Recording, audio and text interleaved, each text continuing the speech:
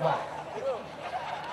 अभी ये मुझे पीछे मिले स्टेज के, इनके सिर पे 2 बाल है, एक बड़ा बाल, एक छोटा बाल, और वो दोनों बाल आपस में बात कर रहे हैं।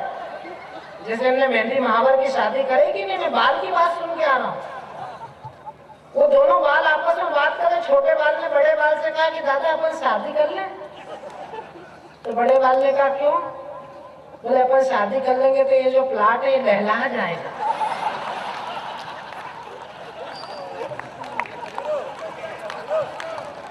ठाका और ताली तो अगली बात पर चाहिए। माननीय मंत्री जी बैठे हैं, उनकी उपस्थिति में कह रहा हूँ, छोटे बाल ने बड़े बाल से कहा दादा अपन शादी कर लें। बोले क्यों? तो बोले खाली प्लाट लहला जाएगा। तो बड़े बाल ने कहा बेटा ये हिंदुस्तान है, यहाँ पे बाल विवाह पे प्रतिबंध है।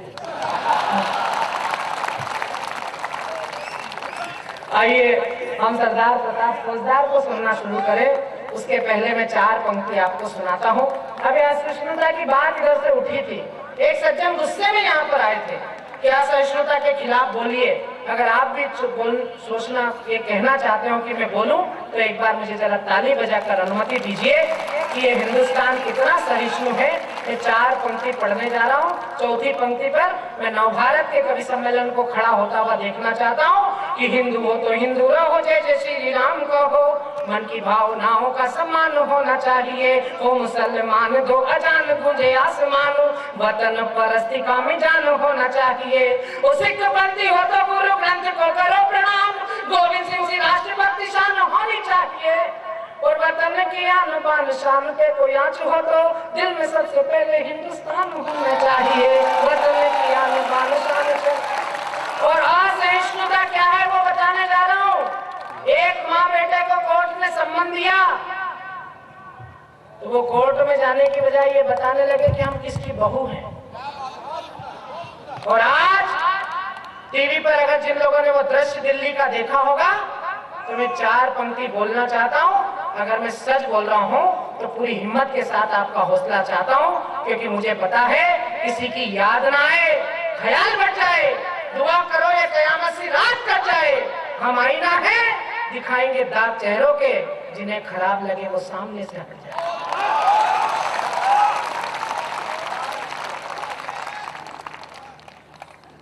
राष्ट्र हित में बड़े कदम साथ चले हम, शोरे वाली राह आज आपने दिखाई है। क्या बात है।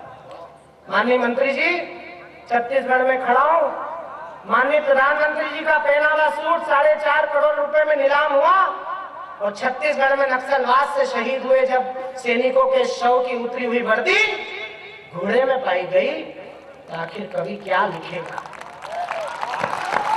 और अच्छे शशिकांत, वाह वाह वाह वाह वाह वाह वाह। जिन माओ ने अपने बेटे आपकी रक्षा के लिए हजारों किलोमीटर दूर से भेज दिए, अगर हमारी सरकारें उनकी मरने के बाद उनकी वर्दियों की भी रक्षा न कर पाए तो मैं आपकी सरकार के मंत्री के सामने खड़े होकर पूरी हिम्मत के साथ छत्तीसगढ़ की 7.5 करोड़ जनता की तरफ से, 2.5 करोड़ जनता की तरफ से उन माताओं को एक विश्वास दिलाना चाहता हूँ कि राष्ट्र हित में बड़े कदम साथ चले हम, शोरे वाली राह आज आपने दिखाई है। राष्ट्रभक्ति के तराने रच सब कविगण, भूल जाओ गीत गजल इश्क में रुबाई है। वो परीक्षण ही नहीं गिराओ परमाणु बम, देश से बढ़ाना खुदा खुदा की खुदाई है। और अकेले नहीं सैनिकों आज पूरा देश साथ, खून देने के लिए तैयार तरुणाई है। अकेले नहीं सैनिकों आज पूरा देश साथ, खून देने के लिए तैयार तरुणाई है। और एक आतंकवादी के समर्थन में 50 बुद्धिजीवियों ने सुप्रीम कोर्ट का दरवाजा खटखटाया रात के 2:30 बजे। उसमें 2-3 फिल्मी कलाकार भी हैं। मैं इस इशारे से बात कह रहा हूँ, मेरा इशारा समझ जाओ तो मैं केवल आपकी तालियों में आपका गुस्सा देखना चाहता हूँ कि एक देश दो निशान दो विधान वाली इस बीमारी का भी वक्त आ गया, निदान कीजिए। एक देश दो निशान दो विधान वाली इस बीमारी का भी वक्त आ गया, निदान कीजिए। नाम के आजाद पर आजादी के दुश्मन है, कुर्सियों से खींच इन्हें बेड़ी दान दीजिए। वो जो हमारे देश का विधान नहीं मानते हैं, जो हमारे देश का विधान नहीं मानते हैं, नीति ये बता दी उन पे गोली तान दीजिए। और उग्रवादियों की सजा जिन्हें ज्यादा खलती हो, उग्रवादियों से पहले फांसी टांग दीजिए। उग्रवादियों वाह वाह वाह उग्रवादियों से पहले वाह, वाह, सितार वाह, कीजिए। वाह, एक इशारा करने वाह, जा रहा वाह, वाह, हूँ। वाह। मैं छत्तीसगढ़ की बजी हुई तालियां देखना चाहता हूँ। कैसे आईएसआई के झंडे कश्मीर से लेकर जिन भी उत्तर प्रदेश के जिलों में लहरा दिए जाते हो, मेरा इशारा समझ जाएंगे तो आपकी तालियां अपने आप बच जाएगी कि गांधी के इस देश में भी वो समय अब आ गया है। गोलियों की भाषाओं से बात होनी चाहिए। गांधी के इस देश में भी वो समय अब आ गया है। गोलियों की भाषाओं से बात होनी चाहिए। लाड़ प्यार तो बहुत जता चुके हो इनसे, अब सीधे सीधे साफ साफ बात होनी चाहिए। वो चाणक्य के बेटे हो ये, भूलते हो काहे साथी, चोटी में स्वाभिमान की गठान होनी चाहिए। और इस पार लेके उस पार की जो जय बोले, उनसे दो दो हाथ मुलाकात होनी चाहिए। इस पार लेके उस पार की जो जय बोले। थोड़ा इशारा मोटा कर दूं और जरूर मोटा इशारा करूं तो मोटी तालियां बननी चाहिए जी मोटा भाई। कि राष्ट्रभक्त नौजवानों, भारती पुकारती है, माँ के दूध का तो अभी कर्ज भी चुकाना है। हाय हाय। एक आमिर खान बोला, मेरी पत्नी ने कहा कि देश छोड़ दे। मैंने कहा बेवकूफ, तेरी पत्नी ने कहा कि देसी छोड़ दे। उसको बोला देसी छोड़ दे तो वो देश सुन रहा है। वाह। हाँ, कई मेरी बातें परसों तक समझ में आएगी। जब समझ में आए तब ताली बजा देना, कोई जल्दी नहीं है कि आज ही बजाओ। जब देसी उतरेगी तब। लेकिन मैं इशारा कर रहा हूँ। और एक आमिर खान बोला और दूसरा शाहरुख खान बोला तो हिंदुस्तान में व्हाट्सएप पे मैसेज चलने लगे। कुछ लोग हिंदू और मुसलमानों को बांटने की तैयारी करने लगे। मैं उन्हें बताना चाहता हूँ, ये देश आमिर खान और शाहरुख खान का नहीं, ये देश अब्दुल कलाम का है, ये देश अब्दुल हमीद का है, ये देश ये देश हमारे भाई यासीन का है जो हमारी सेवा में लगा हुआ है। अब मैं एक छंद पढ़ना चाहता हूँ और उन तमाम लोगों को व्हाट्सएप पे मैसेज लौटाना जिन लोगों ने केवल दो बदतमीजी पर हिंदुस्तान के 25-30 करोड़ लोगों की राष्ट्रभक्ति पर प्रश्नवाचक चिन्ह लगा दिया। मैं उनसे नव भारत के मंच से कहना चाहता हूँ कि रहीम रसखान वाली भूमिका मुसलमान, वक्त आ गया है अपने फर्ज को निभाएगा। अबुल कलाम ने बनाया परमाणु बम, अब्दुल हमीद कुर्बानी दोहराई। वाह वाह वाह वाह वाह। ताली मुझे इन दो पंक्तियों पर नहीं चाहिए कि अगली दो पंक्ति अगर आप तक पहुंच जाए तो फिर मैं आपकी वही तालियां देखना चाहता हूं जो प्रेम की कविता पर बज रही थी। छत्तीसगढ़ के मेरे प्यारे दोस्तों, डॉक्टर विष्णु सक्सेना सरी का प्रेम का बड़ा गीतकार कविता पढ़ रहा था। अब देश प्रेम का सबसे छोटा कवि कविता पढ़ रहा है, लेकिन बड़े कवि को इस बात का एहसास कराइएगा कि हम प्रेम को भी जीना जानते हैं और देश प्रेम को भी जीना जानते हैं। तब मैं चौथी पंक्ति पर आपका आशीर्वाद चाहता हूँ कि रहीम रसखान वाली भूमिका मुसलमान, वक्त आ गया है अपने फर्ज को निभाएगा। अबुल कलाम ने बनाया परमाणु बम, अब्दुल हमीद कुर्बानी दोहराएगा। कश्मीरी घाटियों में घुस आए दुश्मन तो फातिमा के दूध की वो लाज भी बचाएगा। वाह। और वतन परस्ती वाली सीख ले कुरान से वो, जिन्ना के विचारों को भी जिंदा दफनाएगा।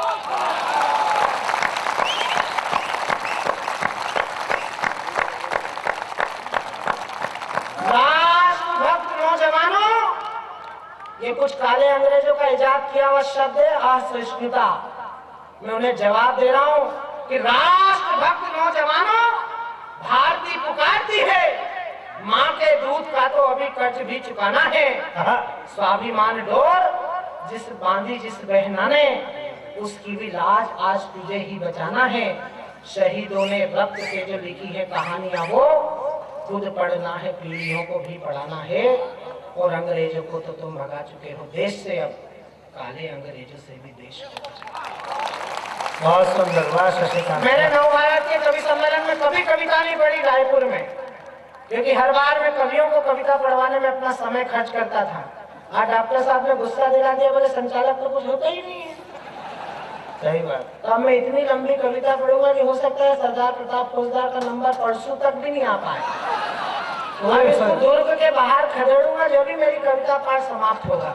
लेकिन मैं तो एक जिम्मेदारी की 8 पंक्तियां पढ़ना चाहता हूँ। नव भारत के मंच पर हूँ। माननीय मनोज जी और रुचिर भाई, हमारे नवभारत के जो नए प्रणेता हैं, मैं उनकी उपस्थिति में कहना चाहता हूँ, कविता की अपनी जिम्मेदारी है और अखबार अगर कविता के साथ खड़ा हो तो ये जिम्मेदारी डबल हो जाती है। कौन कह रहा है ये देश असहिष्णु है? आपने अभी आलोक भाई को सुना, जितनी शुद्ध वो उर्दू बोलते हैं, कई बार हमें शक होता है कि हमारा भाई इतनी खालिश उर्दू कैसे बोल पाता है। और कई बार उर्दू की खिदमत करने वाले लोग जब उनकी खालिश उर्दू सुनते हैं तो उनके अंदर जो एक उमंग पैदा होती है। हमारा मैंने अभी एक कवि सुना, नदीम रामपुरी, नासिर अली नदीम, बरवा सागर, नीरज जी के कवि सम्मेलन में सर्वेश भाई उसका संचालन कर रहे थे। क्या बढ़िया पंक्ति उसने लिखी। नासिर अली नदीम ने लिखा कि बस इसी उद्देश्य वश सटकर खड़ा दीवार से, भाग्य में दर्शन नहीं तो कम से कम आहट मिले, प्रेमोपासक की बस ये काम ना है ए नदीम, तुझसा कोई नटवर मिले, तुझसा कोई नटखट मिले। वाह, ये इस देश का मुसलमान लिख रहा है। और इस देश के हिंदू रमेश सक्सेना ने लिखा कि इस कदर रोया हूं मैं यादें गमे शब्बीर में, मैं तो हिंदू ही रहा, आंखें हुसैनी हो गई। वाह, तब मुझे ताली बजाकर अनुमति दीजिए, मैं एक कविता 8 पंक्तियों की खड़ी करना चाहता हूं आपके बीच में कि अक्षत कुमकुम राष्ट्रभक्ति श्रद्धा के दीप जलाना है। अक्षत कुमकुम राष्ट्रभक्ति श्रद्धा के दीप जलाना है, नवयुग की नव पीढ़ी में नव चेतन भाव जगाना है। हमको तुमको सबको अपना अपना फर्ज निभाना है। देश भारत माँ का मंदिर मिलकर इसे बचाना है। बहुत सुंदर। देश भारत माँ का मंदिर मिलकर इसे बचाना है। पूरी दुनिया में भारत जिसने धरती को माँ माना। दुनिया में कोई ऐसा देश है जो आपको कहता हुआ मिले कि ऑस्ट्रेलिया मम्मी, या हुलुलुलु अम्मा, या इंग्लैंड आंटी? ये हिंदुस्तान है जो अपनी वसुंधरा को, अपनी धरती को माँ कहता है। भाभी जी कहाँ जा रहे हैं? मैंने आपका क्या बिगाड़ा? स्वागत। मेरे काव्य पाठ के दौरान जो लोग भी उठ कर जाएंगे, मैं उन्हें श्राप दे रहा हूँ कि उन्हें बुरे बुरे सपने आएंगे और हो सकता है कि सपने में प्रताप पोद्दार खुद ही आ जाए और ऐसे हंसता हुआ आएगा जैसे ये हंसे हैं। पूरी दुनिया में भारत, जरा साफ हो जाइएगा मेरे, पूरी दुनिया में भारत जिसने धरती को मां माना, जन्मभूमि की गौरव गरिमा को है मन से पहचाना, चंदन है हर रचकन जिसका, देवभूमि की है थाती, स्वाभिमान को अर्पित है वो बलिदानी हल्दी घाटी। तो तेरा मेरा क्या है, भारत माँ सबकी ही माता है और दुनिया के रिश्तों से ऊंचा माँ बेटों का नाता। दुनिया के रिश्तों से ऊंचा माँ बेटों का नाता है। तो भारत माँ के हर बेटे को अब दूध का कर्ज चुकाना है। देश भारत माँ का मंदिर मिलकर इसे बचाना है। अगर मदीने नहीं गए तो खुदा ना हमसे रूठेगा। अगर मदीने नहीं गए तो खुदा ना हमसे रूठेगा। अमरनाथ भी ना पहुंचे तो शिव शंकर ना छूटेगा। पर वतन परस्ती नहीं तो मेरी पूजा का कोई मोल नहीं। वंदे मातरम के बिन सजदे इबादत का कोई मोल नहीं। बहुत अच्छा। अगली 2 पंक्ति में बहुत धीरे से कहूंगा। एक यशस्वी शासन के जिम्मेदार मंत्री की उपस्थिति में कह रहा हूं, उन्हें आश्वस्त करिएगा कि देश क्या सोचता है। अगली पंक्ति पर आपकी जोरदार तालियां बजनी चाहिए। मैं बहुत खामोशी से पंक्ति पढ़ूंगा, बहुत तेज प्रतिक्रिया आनी चाहिए कि अगर मदीने नहीं गए तो खुदा ना हमसे रूठेगा। अमरनाथ भी ना पहुंचे तो शिव शंकर ना छूटेगा। पर वतन परस्ती नहीं तो तेरी पूजा का कोई मोल नहीं। वंदे मातरम के भी सजदे इबादत का कोई मोल नहीं। देश धर्म से बढ़कर कोई दीन ईमान नहीं होता। माँ से बढ़कर कोई खुदा कोई भगवान नहीं। माँ से बढ़कर कोई खुदा कोई भगवान नहीं होता। भारत के जन जन के मन में मूर्त एक बसाना है। देश भारत माँ का मंदिर मिलकर इसे बचाना है। नव भारत को बधाई देता हूँ इस सांस्कृतिक अनुष्ठान के लिए और अंतिम 4 पंक्तियों पे कविता को समापन की ओर ले जाता हूँ कि इतनी गलती की कि हम अपना इतिहास ही भूल गए। इतनी गलती की। आजकल बच्चों से पूछे बापू को जानते हो तो बोले हाँ, बोले पूरा नाम बताओ तो बोले आसाराम बापू। ये हमारा सामान्य ज्ञान बढ़ रहा है। इतनी गलती की कि हम अपना इतिहास ही भूल गए। इतनी गलती की कि हम अपना इतिहास ही भूल गए। क्या तपस्वी बलिदानी भौतिक परिहास में झूल गए। मेरे बड़े भाई प्रताप फौजदार बैठे, उनकी पगड़ी को स्वर्ण मंदिर का गुरुद्वारा मानकर उस पर मत्था टेकता हूं अंतिम पंक्ति पर। और आज 3 अमर शहीदों का बलिदान दिवस है। अगर आपका मन करे तो इस कवि सम्मेलन से उन्हें श्रद्धांजलि दीजिएगा कि आपकी इतनी गलती की कि हम अपना इतिहास ही भूल गए। क्या तपस्वी बलिदानी भौतिक परिहास में झूल गए। हम भूल गए हैं बंदा बैरागी की अमर कहानी को, राजगुरु सुखदेव भगत सिंह फांसी चढ़ी जवानी को। हम भूले हैं गुरु गोविंद के बेटों की कुर्बानी को। भूल गए सन 57 और झांसी वाली रानी, भूल गए सन 57 और झांसी वाली रानी को। इतिहासों के इन प्रश्नों को पढ़ना और पढ़ाना है। देश भारत माँ का मंदिर मिलकर इसे बचाना है। कविता खत्म हो गई, अब आपको ताली बजाना है।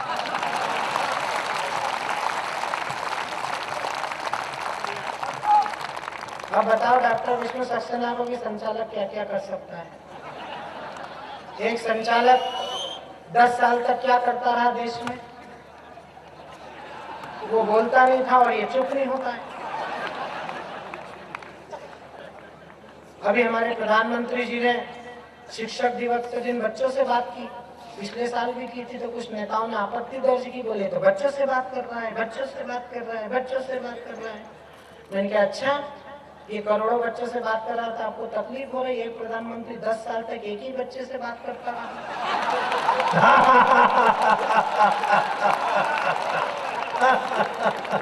अच्छा है भाई। मैं जिस कवि को आपके बीच बुलाना चाहता हूँ वो कवि नहीं है, आइटम है। और आइटम में क्या है, वो तो सुपर आइटम है। पंजाब के मालवा प्रांत में पैदा हुए, पंजाब के पेशे से इंजीनियर, इतिहास की 2 बड़ी किताबें लिखी जो बच्चों को कोर्स में पढ़ाई जा रही हैं। शाकब बनाने का कारखाना है। हम सब कवि सम्मेलन में आने के बाद हेलीकॉप्टर में बैठे हैं। ये अगला पट्टा इतना जोरदार आइटम है कि हेलीकॉप्टर में बैठ के कवि सम्मेलन में आया, लाखों रुपए इनकम टैक्स देता है, तो भी नव भारत में 4 दिन कविता पढ़ के पैसे मांगने आया। और अगर नव भारत वालों ने इसके जो तय पैसे उससे 1000 रुपए कम दे दिए तो ये आपको रायपुर के बस स्टैंड पे भीख मांगता हुआ नजर आएगा। इतना अपने उद्देश्य के प्रति समर्पित व्यक्ति है, जितने का लक्ष्य लेकर चलता है उतना काम पूरा करके ही घर लौटता है। एक दिन 12:15 बजे मुझे फोन करा रात में, बोले शशिकांत एक कविता लिखी सुनाना चाहता हूँ। मैंने घड़ी देखी 12:15 बजे। मैंने कहा वीर जी रेंज में हो क्या। बोले नहीं यार सुनाना चाहता हूँ, बहुत गंभीर कविता है। मैंने कहा गंभीर हो या कुछ भी हो, लेकिन इस समय कोई कविता सुनाने का है। बोले नहीं यार अब लिखी है तो सुनना पड़ेगा। मैंने कहा जग गए तो सुन ही लो। अब इसमें जो मेरे प्राण पिए मैं वो आपको सुनाना चाहता हूँ। भाई ने एक पंक्ति सुनाई, बोले खिड़की से झांक कर देखा तो सड़क पर कोई नहीं था। मैंने सरदार कविता सुना रहा है कि जी हारा शो की भूमिका बना रहा है। बोले दूसरी पंक्ति तो सुन, तेरे को मजा आ जाएगा, और दूसरी पंक्ति में अगर आपको मजा आ जाए तो ताली बजाना। मैं बोले खिड़की से झांक कर देखा तो सड़क पर कोई नहीं था, फिर सड़क पर जाकर देखा तो खिड़की पर कोई नहीं था।